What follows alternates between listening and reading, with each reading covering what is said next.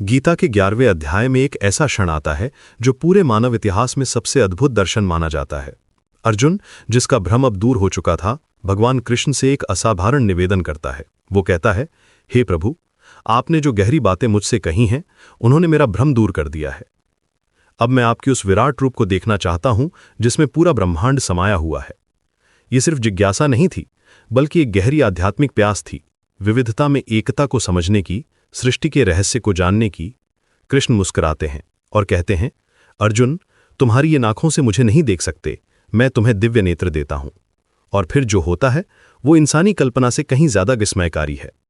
अचानक अर्जुन के सामने एक ऐसा रूप प्रकट होता है जिसमें हजारों सूर्यों की चमक है, अनगिनत मुख, अनगिनत आंखें, अनगिनत हाथ, जैसे पूरा ब्रह्मांड ही एक स्थान पर समा गया हो।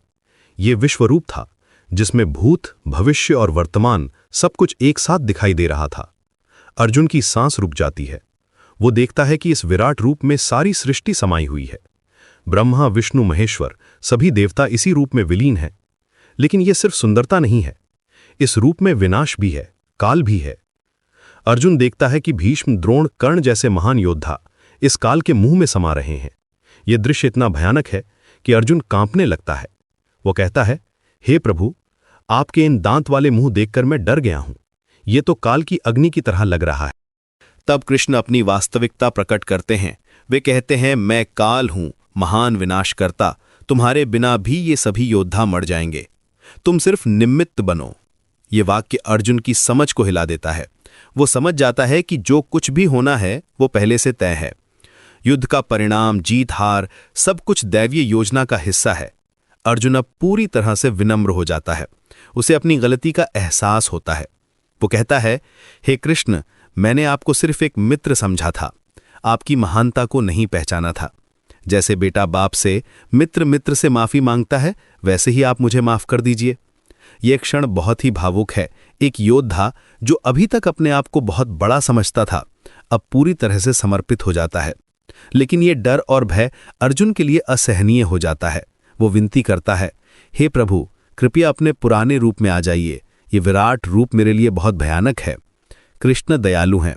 वे अपने 4 भुजाओं वाले रूप में आ जाते हैं और फिर अपने प्रिय द्विभुजी रूप में। अर्जुन को राहत मिलती है, उसकी सांस वापस सामान्य हो जाती है। अब कृष्ण एक महत्वपूर्ण बात कहते हैं। वे बताते हैं कि यह विराट रूप वेदों के अध्ययन से, तपस्या से या यज्ञों से नहीं देखा जा सकता है। ये सिर्फ एक निष्ठ भक्ति से, आसक्ति रहित होकर और किसी से वैर ना रखकर ही देखा जा सकता है। ये संदेश बहुत गहरा है। भगवान को पाने का रास्ता बाहरी कर्मकांडों में नहीं, बल्कि आंतरिक अर्पण में है। इस अध्याय का सबसे बड़ा संदेश ये है कि हम सभी इस विराट सृष्टि के छोटे से हिस्से हैं।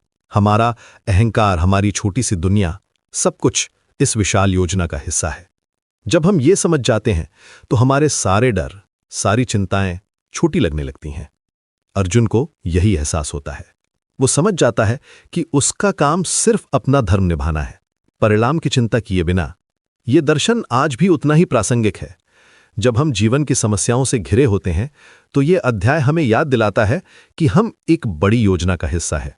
हमारा काम सिर्फ अपना सर्वश्रेष्ठ देना है, बाकी सब कुछ उस परम शक्ति पर छोड़ देना है। अर्जुन का यह अनुभव हमें सिखाता है कि सच्ची भक्ति में डर नहीं, बल्कि पूर्ण समर्पण है। और जब हम पूरी तरह से समर्पित हो जाते हैं तो हमें वो शांति मिलती है जो अर्जुन को मिली थी।